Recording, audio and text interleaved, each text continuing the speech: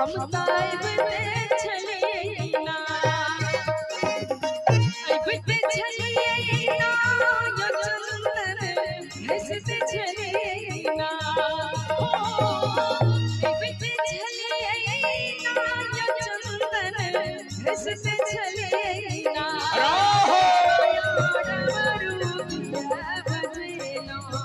हम ताइबते छलियैना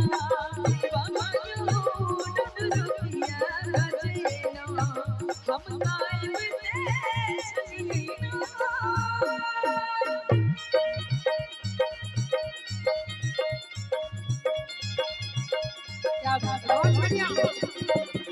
जय हो।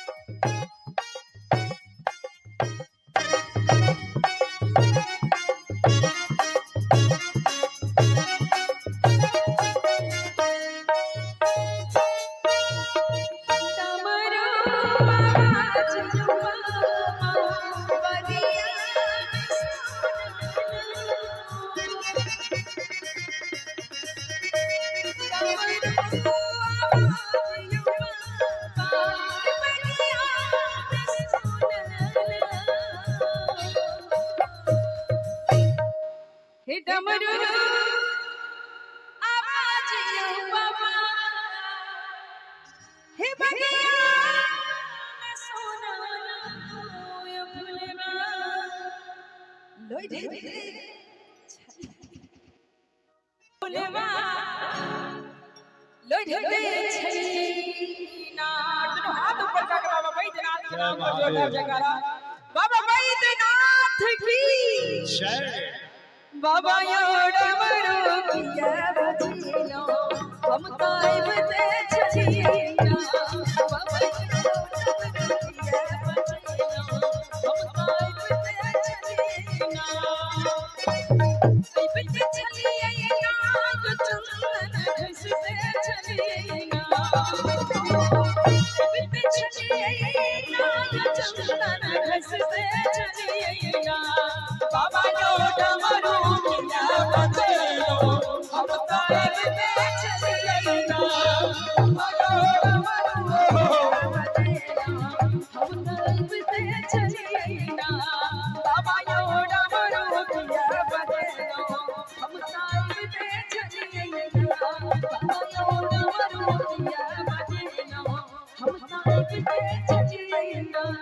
हम